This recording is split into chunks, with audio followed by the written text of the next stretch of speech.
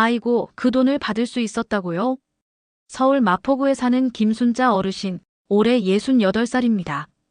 시장 반찬 가게에서 주 3일 일하며 한 달에 약 50만 원의 소득이 있습니다. 얼마 전 이웃의 이야기를 듣고 근로장려금을 신청해봤는데 무려 85만 원이 입금됐습니다. 한 번도 못 받아본 돈이었죠. 그런데 바로 옆집에 사는 정할머니는 같은 나이에 같은 조건인데 몰라서 신청을 못했습니다. 그 결과 한 푼도 못 받았습니다. 무려 수십만 원의 차이. 단지 정보를 알았느냐 몰랐느냐의 차이였습니다. 이제는 알고 있어야 합니다. 정부가 일하는 서민과 고령층에게 실제 돈을 현금으로 지원해주는 제도. 그게 바로 근로장려금입니다. 이 영상을 통해 내가 근로장려금을 받을 수 있는지, 어떻게 신청해야 하고 실수로 돈을 놓치지 않으려면 무엇을 알아야 하는지 하나하나 아주 쉽게 설명해 드리겠습니다. 1단계 근로장려금이란 무엇인가? 시니어에게 왜 중요한가? 근로장려금. 이름만 들으면 뭔가 복잡하고 자격 조건도 까다로울 것 같죠? 하지만 이 제도의 핵심은 단순합니다. 일은 하지만 소득이 적은 사람에게 정부가 현금으로 보태주는 제도입니다. 쉽게 말해 열심히 살고 있지만 형편이 넉넉하지 않은 분들에게 잘 살고 계십니다. 힘내세요. 하고 정부가 돈을 직접 입금해 주는 것입니다.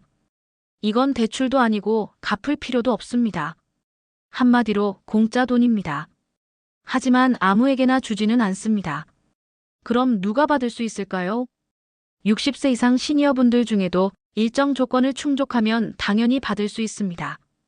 그런데 많은 분들이 나는 나이도 많고 돈도 못 버니 해당 안 되겠지 하고 아예 신청을 하지 않습니다.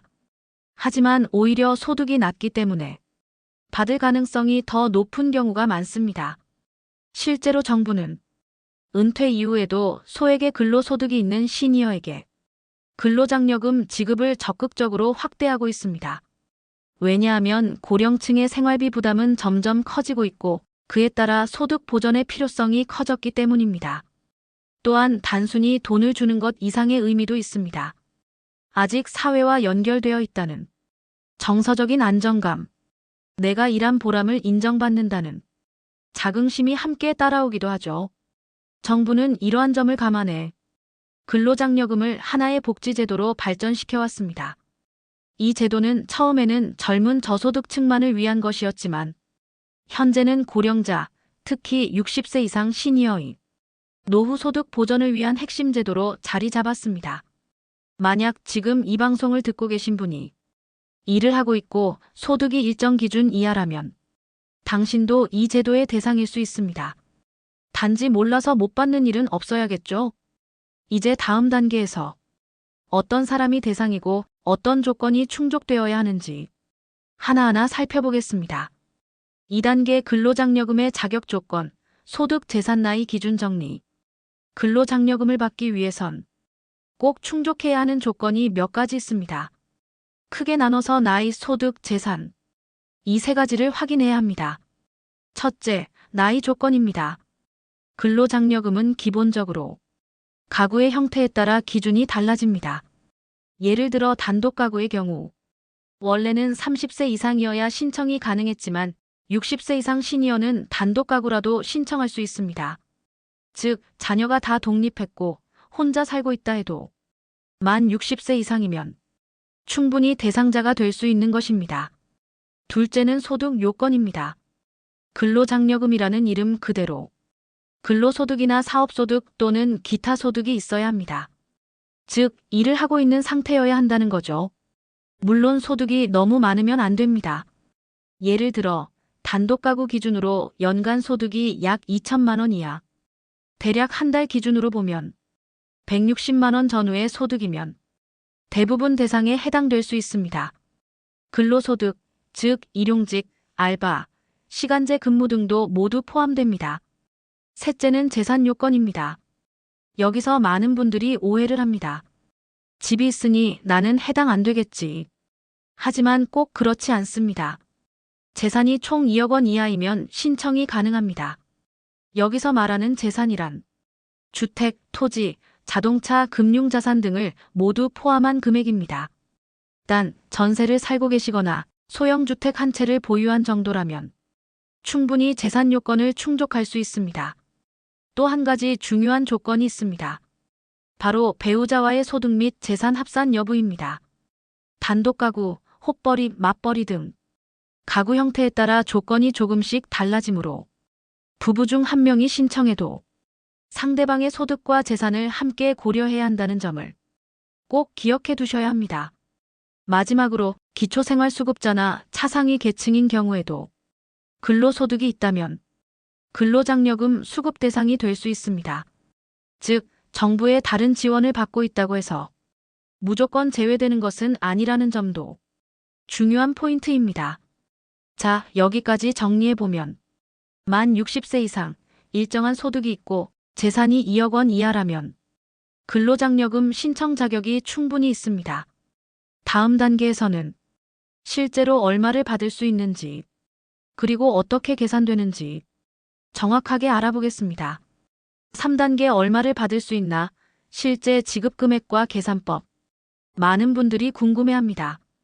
도대체 근로장려금은 얼마나 받을 수 있는지, 내가 받는 금액이 몇만 원 수준인지 아니면 수십만 원인지, 그 기준이 정확히 어떻게 되는지 말이죠.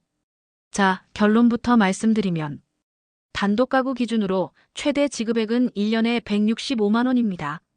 즉, 조건을 충족하면 한 번에 165만 원 가까이 받을 수 있다는 이야기입니다. 다만 이건 최대치이고 실제로는 본인의 연간 소득 수준에 따라 차등 지급됩니다. 소득이 너무 적어도 너무 많아도 지급액이 줄어들 수 있다는 점을 꼭 기억하셔야 합니다. 자, 예를 들어볼까요? 서울에서 혼자 살며 마트에서 주 3회 일하는 김정자 어르신, 한 달에 약 140만 원의 소득이 있습니다. 연간 소득으로 계산하면 약 1,600만 원 정도죠. 이 경우 단독 가구 기준에서 가장 지급액이 높은 구간에 해당되기 때문에 근로장려금 1년에 약 140만 원 정도를 받을 수 있습니다. 하지만 만약 같은 어르신이 월 소득이 100만 원을 넘지 않는다면 근로장려금은 오히려 줄어들 수 있습니다. 이유는 간단합니다. 근로장려금은 소득이 아예 없는 사람에게 주는 게 아니라 어느 정도 일을 하는 사람에게 장려금 형태로 주기 때문입니다. 그래서 가장 많이 받을 수 있는 구간은 중간 정도의 근로소득이 있는 경우입니다. 한 달에 140만 원에서 150만 원 전후의 소득이 있는 분이 가장 유리한 구조라고 보면 됩니다. 또 하나 중요한 포인트가 있습니다. 지급 시기입니다. 기본적으로 정기 신청은 매년 5월, 지급은 9월에 이루어집니다. 하지만 반기 신청 제도도 있어서 일을 꾸준히 하고 계신 분이라면 상반기, 하반기로 나눠서 1년에 2번 지급받을 수도 있습니다. 이때는 금액이 나눠져서 나오지만 총액은 비슷합니다. 예를 들어 상반기에는 약 60만 원, 하반기에도 60만 원 정도가 지급될 수 있습니다. 이렇게 나눠받으면 긴급 자금이 필요할 때 큰 도움이 되죠. 또한 신청 후 심사 과정에서 문제가 없으면 지급까지 비교적 빠르게 진행됩니다. 온라인 신청이 어렵다면 세무서를 직접 방문하거나 지자체 주민센터를 통해서도 도와받을 수 있으니 신청이 어렵다고 포기하실 필요는 없습니다. 여기까지 정리해보면 이렇습니다. 단독 가구는 최대 165만 원, 부부가 있는 가구는 더 많은 금액도 가능. 하지만 소득 구간에 따라 금액이 달라질 수 있으므로 내 연간 소득을 정확히 확인하는 것이 중요합니다. 다음 단계에서는 언제, 어떻게 신청해야 하는지 신청 시기와 방법을 알아보겠습니다. 4단계 언제, 어떻게 신청하나, 신청 시기와 방법 총정리. 근로장려금은 알고만 있다고 해서 자동으로 들어오는 제도가 아닙니다. 꼭 신청을 해야 받을 수 있습니다. 그래서 많은 분들이 신청 시기를 놓치거나 방법을 몰라서 지원을 받지 못하는 경우가 많습니다. 그럼 정확히 언제 신청해야 할까요? 정기 신청은 매년 5월 한 달 동안입니다. 이 시기에 신청하면 국세청에서 심사를 거쳐 보통 9월쯤 지급됩니다. 이건 1년에 한 번 신청하고 한 번 받는 방식이죠. 하지만 요즘은 반기 신청 제도도 있습니다. 즉, 상반기 소득에 대해 9월에 신청하면 12월에 지급, 하반기 소득에 대해서는 다음해 3월에 신청하고 6월에 지급받는 구조입니다. 이 반기 신청은 특히 근로소득자에게 유리한 방식입니다. 사업소득자는 정기 신청만 가능하고 반기 신청은 해당되지 않습니다. 그럼 어떻게 신청하냐고요? 먼저 국세청 홈택스 홈페이지나 모바일 앱 손택스에서 신청할 수 있습니다. 스마트폰만 있으면 인증서를 통해 간편하게 로그인하고 본인 정보와 소득 확인만 거치면 생각보다 복잡하지 않게 신청할 수 있습니다. 혹시 디지털 기기가 익숙하지 않다면 가까운 세무서를 직접 방문하거나 주민센터의 도움을 받아서 신청할 수도 있습니다. 그리고 하나 더, 국세청이 사전에 신청 안내 문자를 보내주는 경우도 있습니다. 이 문자가 왔다면 거의 대부분 조건이 맞는다는 의미니 절대 무시하지 마시고 꼭 신청하셔야 합니다. 또한 정기 신청 기간을 놓친 경우에도 기한 후 신청이 가능합니다. 정기 신청이 끝난 뒤 6개월 이내까지는 감액 없이 신청할 수 있으니 그 기간 내에라도 늦지 않게 챙기시는 것이 중요합니다. 예를 들어 5월에 신청을 못했더라도 11월까지는 기한 후 신청이 가능한 것이죠. 단, 이 경우는 지급이 조금 늦어질 수 있습니다. 마지막으로 신청을 완료한 후에는 국세청 홈페이지나 앱을 통해 심사 상태와 예상 지급액도 확인할 수 있습니다. 혹시라도 신청 누락이나 서류 오류가 있다면 2단계에서 바로잡는 것이 필요합니다. 이렇게 보면 신청 방법은 전혀 어렵지 않습니다. 중요한 건 기한 안에 꼭 신청한다는 것, 그리고 모르겠으면 문의하고 도움받는다는 자세입니다. 다음 단계에서는 근로장려금과 국민연금, 기초연금과의 관계, 즉 여러 제도를 함께 받을 수 있는지, 겹치는 문제는 없는지 살펴보겠습니다. 5단계 다른 제도와의 관계, 국민연금, 기초연금과 중복 가능할까? 많은 분들이 이런 질문을 합니다. 나는 이미 기초연금을 받고 있는데 근로장려금까지 받을 수 있나요? 또는 국민연금에 가입돼 있어서 중복으로 받는 게 문제가 되지는 않을까요? 결론부터 말씀드리면 근로장려금은 국민연금이나 기초연금과 중복 수급이 가능합니다. 서로 영향을 주지 않기 때문에 조건만 맞는다면 3가지 제도를 동시에 받을 수 있습니다. 하나씩 살펴볼게요. 먼저 국민연금입니다. 국민연금은 평생 납부한 보험료를 기반으로 퇴직 이후 정기적으로 지급받는 소득이죠. 이건 기본적으로 보험 성격이기 때문에 근로장려금과는 별개로 봅니다. 즉, 국민연금 수급자는 근로소득이 있다면 근로장려금 신청이 가능하고 수급 금액이 많지 않다면 장려금 수급에도 전혀 영향을 미치지 않습니다. 다만 국민연금을 현재 받지는 않지만 가입자 상태로 보험료를 납부하고 있다면 그 납부액 자체는 소득이 아니라 지출로 간주되기 때문에 근로장려금 조건 충족에는 문제가 없습니다. 즉, 국민연금이 있다는 이유로 근로장려금을 못 받는 일은 없다는 것입니다. 다음으로 기초연금을 살펴봅니다. 기초연금은 65세 이상 어르신 중 소득과 재산이 적은 분에게 국가에서 월 정액으로 지급하는 제도입니다. 이건 노후소득 보장이라는 성격이 강하죠. 그렇다면 기초연금을 받고 있으면 근로장려금은 못 받는 걸까요? 아닙니다. 기초연금과 근로장려금은 성격이 다르고 심사 기준도 다릅니다. 따라서 기초연금을 받고 있어도 근로장려금 신청은 가능합니다. 단, 기초연금 수급자가 근로소득이나 사업소득이 전혀 없다면 근로장려금 대상에서 제외될 수 있습니다. 일을 하고 있어야 근로장려금 대상이 되는 것이기 때문이죠.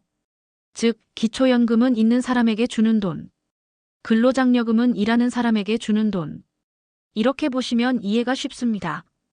또한 두 제도를 동시에 수급하더라도 어느 하나가 깎이거나 취소되지 않습니다. 국세청과 보건복지부는 각각 독립적으로 운영되기 때문에 서로 영향을 주지 않습니다. 정리하면 이렇습니다. 첫째, 국민연금과 근로장려금은 완전히 별개입니다. 둘 다 받을 수 있습니다. 둘째, 기초연금과 근로장려금도 중복 수급 가능합니다. 단, 근로소득이 있어야 한다는 조건은 유지됩니다. 셋째, 세 가지를 동시에 수령하는 것도 가능합니다. 그만큼 요건만 맞으면 복지 혜택을 충분히 누릴 수 있다는 뜻이죠. 이런 정보는 누가 먼저 알고 신청하느냐에 따라 수십만 원의 차이를 만들 수 있습니다. 다음 단계에서는 신청 시 자주 하는 실수와 주의사항, 즉 실수로 탈락하지 않기 위한 팁들을 알려드리겠습니다. 6단계 실수로 탈락하는 사례들, 꼭 알아야 할 주의사항. 근로장려금은 생각보다 조건이 까다롭지 않지만 그럼에도 불구하고 매년 수많은 사람들이 사소한 실수로 인해 탈락하거나 지급이 지연되는 일이 생깁니다. 2단계에서는 꼭 주의해야 할 실수들을 정리해 드릴게요. 첫째, 소득 입력 실수입니다. 신청서 작성 시 자신의 소득을 너무 낮게 또는 높게 기재하는 경우가 있습니다. 특히 근로소득 외에 일시적인 기타 소득이나 수당 등을 빠뜨리거나 과장되게 기재하면 국세청 자료와 맞지 않아서 심사에서 탈락할 수 있습니다. 가장 좋은 방법은 국세청이 제공하는 사전 채움 자료를 그대로 활용하는 것입니다. 이미 회사나 사업체에서 제출한 소득 자료를 바탕으로 자동으로 입력되는 항목이기 때문에 수정 없이 그대로 제출하는 것이 가장 안전합니다. 둘째, 배우자의 소득과 재산을 누락하는 경우입니다. 근로장려금은 개인 단위가 아니라 가구 단위로 심사합니다. 즉, 배우자가 있다면 그 사람의 소득과 재산도 함께 계산해야 합니다. 그런데 많은 분들이 나는 혼자 일하니까 내 소득만 보면 되지라고 생각하고 배우자 정보를 누락해서 탈락하는 경우가 있습니다. 셋째, 재산 항목 누락입니다. 자동차, 적금, 주택 등 모든 재산을 합산해야 하는데 자동차만 누락하거나 예금 통장 일부를 빼놓고 기재하면 국세청 조회 결과와 맞지 않아서 부정확한 정보로 간주되어 탈락할 수 있습니다. 넷째, 신청 기간을 놓치는 경우입니다. 정기 신청은 5월, 기한 후 신청은 11월까지인데 이를 모른 채 지나치면 1년치 지원금을 통째로 놓치게 됩니다. 안내 문자가 오지 않더라도 스스로 신청 기간을 확인하고 챙기는 것이 필요합니다. 다섯째, 지급 계좌 오류입니다. 은행 계좌번호를 잘못 입력하거나 본인 명의가 아닌 계좌를 적는 경우 지급 자체가 보류되거나 되돌아오는 사례가 많습니다. 꼭 본인 명의의 사용 중인 계좌를 정확히 입력해야 합니다. 여섯째, 반기 신청과 정기 신청을 혼동하는 경우입니다. 반기 신청은 근로소득자만 가능하고 사업소득자는 정기 신청만 가능하다는 점, 그리고 신청 시기와 대상이 다르다는 점을 정확히 구분하지 않으면 실수로 잘못된 시점에 신청해서 반려되는 일이 생깁니다. 일곱째, 허위로 신청하거나 조건에 맞지 않는데도 무리하게 신청하는 경우입니다. 이런 경우 국세청에서 추후 환수 조치를 하거나 가산세를 부과하는 경우도 있습니다. 잘 모르겠다면 세무서나 주민센터에 문의해서 상담을 받고 정확히 신청하는 것이 가장 현명합니다. 마지막으로 가장 흔한 실수는 나는 해당이 안 될 거야 라며 아예 포기하는 것입니다. 조건을 정확히 확인도 하지 않고 신청 자체를 안 하는 경우 수십만 원의 혜택을 놓치는 셈이죠. 정리해보면 소득 입력, 배우자 정보, 재산 누락, 계좌 오류, 신청 시기 혼동 등 모두 조금만 주의하면 방지할 수 있는 실수들입니다. 다음 단계에서는 지방세 감면, 건강보험료 감면 등 근로장려금 수급자의 추가 혜택에 대해 설명드리겠습니다. 7단계 근로장려금 수급자가 받을 수 있는 추가 혜택, 지방세 감면과 건강보험료 감면. 근로장려금을 받는 것만으로도 연 수십만 원의 혜택이 되지만 여기서 끝이 아닙니다.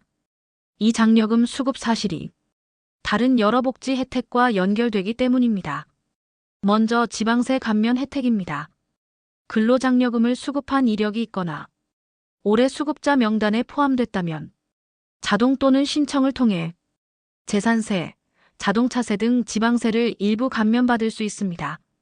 예를 들어 시골 마을에 사는 김영자 어르신은 소형 승용차 한 대를 보유하고 있습니다. 근로장려금을 수급한 이력이 확인되면서 자동차세의 일부가 감면됐고 주택에 대한 재산세도 감면 대상이 될 수 있다는 안내를 받았습니다. 지방자치단체마다 기준은 조금씩 다르지만 대부분은 근로장려금 수급 사실을 저소득층 기준으로 인정하고 세금 감면이나 지원 대상을 확대하고 있습니다. 다음은 건강보험료 감면 혜택입니다. 국민건강보험공단은 근로장려금 수급 여부를 기준으로 지역가입자의 건강보험료를 조정하는 경우가 있습니다. 특히 소득이 낮고 근로소득 비중이 높을 경우 기존보다 보험료가 낮게 책정되는 일이 생깁니다. 이런 경우 별도로 신청하지 않아도 자동으로 조정되는 경우도 있지만 직접 문의하거나 신청하면 더 빠르게 혜택을 받을 수 있습니다. 또한 장기요양보험료도 함께 줄어드는 구조이기 때문에 전체 부담이 줄어드는 효과를 누릴 수 있죠. 이외에도 전기요금 감면, 통신비 감면 등 기초생활수급자가 아니더라도 근로장려금 수급자라는 이유로 받을 수 있는 혜택들이 존재합니다. 예를 들어 근로장려금 수급자임을 증명할 수 있는 서류를 한전이나 통신사에 제출하면 매월 고정요금의 일정 비율을 할인받는 제도에 신청할 수 있습니다. 또 하나 중요한 혜택은 지방자치단체에서 운영하는 긴급복지, 주거비 지원 제도입니다. 많은 시청과 군청이 근로장려금 수급 사실을 저소득 증명 자료로 인정하면서 각종 긴급 지원 심사에서 유리한 요소로 작용합니다. 이처럼 근로장려금은 단순히 돈을 받는 것에서 끝나는 게 아니라 전체 복지 체계의 진입문이 될 수 있는 제도입니다. 한번 신청해두면 다양한 추가 지원의 기준점으로 작용하니 놓치지 않고 활용하시는 것이 매우 중요합니다. 정리하겠습니다. 근로장려금을 받으면 그 자체로도 의미 있지만 추가로 지방세 감면, 건강보험료 경감, 전기통신비 감면, 긴급복지 대상 확대 등 다양한 연계 혜택이 따릅니다. 다음 단계에서는 최근 개편된 내용과 앞으로의 방향성, 즉 근로장려금 제도가 어떻게 변해가고 있는지를 살펴보겠습니다. 8단계 제도 개편 흐름, 근로장려금은 어떻게 달라지고 있나? 근로장려금 제도는 도입된 이후 지금까지 수차례 개편과 변화를 겪어왔습니다. 그 변화의 핵심은 더 많은 사람에게 더 쉽게 혜택을 주기 위함입니다. 처음 이 제도가 시행된 건 2008년입니다. 그 당시에는 연간 총소득이 2천만 원 이하의 근로자만 대상이었고 지급 금액도 지금보다 훨씬 적었습니다. 하지만 시간이 흐르면서 조건이 점차 완화되고 지급 대상도 대폭 확대되었죠. 가장 큰 변화는 2015년 이후부터입니다. 정부는 단순히 생계가 어려운 이들을 돕는 것이 아니라 일을 하는 사람을 격려하자는 방향으로 제도를 개편했습니다. 그래서 사업소득자, 종교인 소득자도 지원 대상에 포함됐고 기존의 연 1회 지급에서 상반기 하반기 나눠받는 반기 지급 제도도 도입됐습니다. 이런 변화는 실질적으로 지속적으로 일하는 사람에게 조금 더 빠르고 자주 지원이 가능하도록 한 것입니다. 또 하나 중요한 변화는 자산 기준의 명확화와 완화입니다. 이전에는 자동차, 주택, 예금 등 재산을 전부 따져서 2천만 원 이상이면 탈락이었는데 최근에는 완화되면서 3,500만 원까지 가능해졌습니다.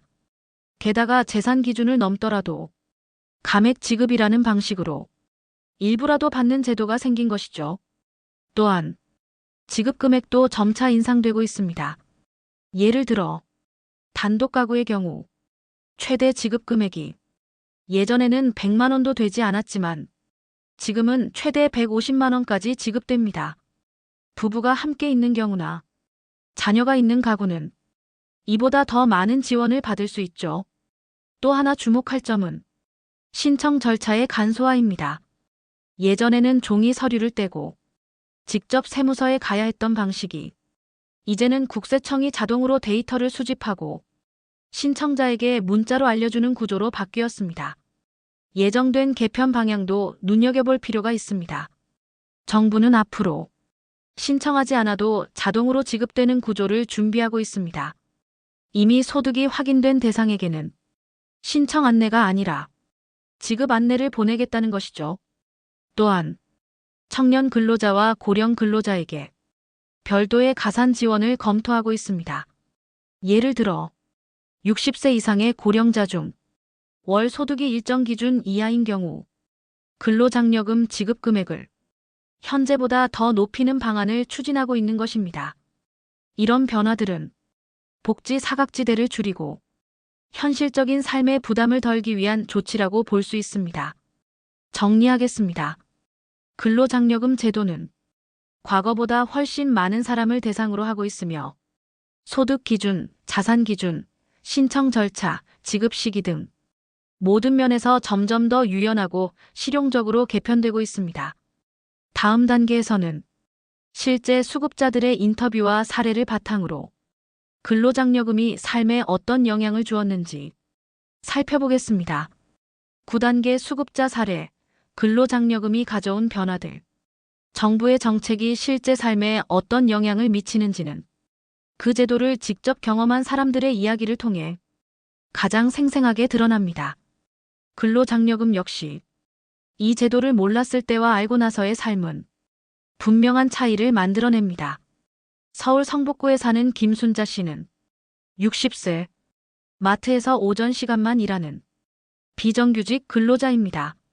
하루 4시간, 주 20시간 정도 근무하며 월 수입은 110만 원 정도. 이전에 근로장려금에 대해 전혀 몰랐던 김 씨는 같은 마트에서 일하는 동료로부터 근로장려금 신청했냐는 질문을 받고 처음으로 관심을 가지게 됩니다. 가족 구성과 소득을 확인한 결과 신청 자격이 있다는 걸 알게 되었고 국세청 홈택스에서 신청한 뒤 150만 원의 장려금을 받게 됐습니다. 그 돈은 노후 전기온열 매트를 바꾸는 데 쓰였고 그동안 미뤄두었던 치과 치료도 조금씩 시작할 수 있었습니다. 김 씨는 이렇게 말합니다. 처음에는 나랑 상관없는 제도인 줄 알았어요. 그런데 알고 보니 나 같은 사람을 위한 제도더라고요. 이거 없었으면 겨울나기 정말 힘들었을 거예요. 또 다른 사례입니다. 경기도 수원에 사는 조태용 씨, 61살. 소규모 자영업자로 중고가전 수리점을 운영하고 있습니다. 코로나 이후 수입이 급감하면서 사업자 등록을 유지할지 고민할 정도였는데 작년 가을 동사무소 상담을 통해 자신도 근로장려금 대상이 될 수 있다는 사실을 알게 됩니다.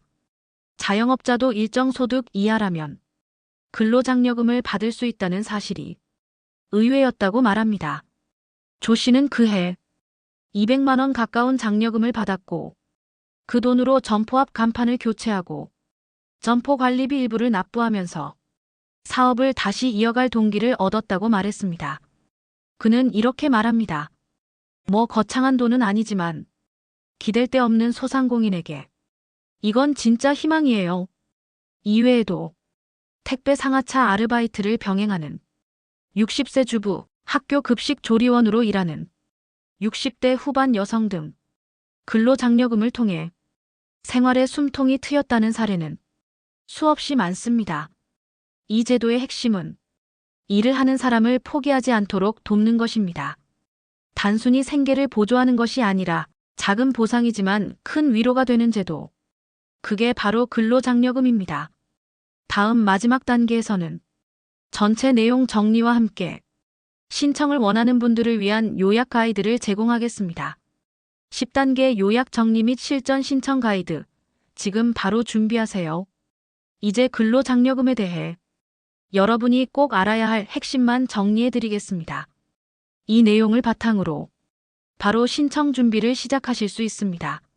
먼저 자격 조건부터 다시 확인해 보겠습니다. 나이는 60세 이상, 단독 가구 또는 배우자와 함께하는 가구라도 총소득이 기준 금액 이하이면 신청할 수 있습니다. 구체적으로는 연간 총소득이 단독 가구는 2천만 원 미만, 배우자 또는 부양가족이 있을 경우는 3천여만 원까지 가능합니다. 또한 재산은 본인과 가구원의 합산 기준 3,500만 원 이하여야 하며 여기에 자동차, 예금, 보험, 부동산 모두 포함됩니다.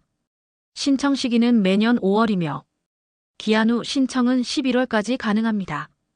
국세청은 매년 문자 안내 또는 홈택스에 알림을 띄우지만 문자를 못 받았다고 해도 직접 확인하고 신청하실 수 있습니다.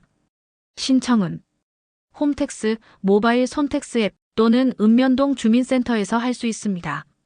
준비물은 간단합니다. 본인 인증이 가능한 휴대폰이나 공인인증서 혹은 주민등록증입니다. 가장 간편한 방법은 스마트폰에 손택스 앱을 설치한 뒤 안내에 따라 신청하는 것입니다. 신청서 작성 시 가장 중요한 건 입력 정보의 정확성입니다. 소득 자료는 되도록 자동 채움 기능을 활용하고 배우자, 재산 정보도 정확히 확인한 후 기재해야 합니다. 계좌번호는 꼭 본인 명의의 사용 중인 계좌를 기재해야 정확히 지급됩니다. 혹시라도 작년까지 수급 이력이 있었다면 올해는 자동 신청 대상일 수 있으니 국세청 홈택스에 로그인해서 신청 안내 대상 여부를 꼭 확인해 보세요. 신청이 완료되면 심사를 거쳐 9월쯤 장려금이 지급됩니다. 정기 신청을 놓쳤더라도 11월까지 기한 후 신청이 가능하니 포기하지 마시고 꼭 챙겨보시기 바랍니다. 마지막으로 다시 강조드립니다.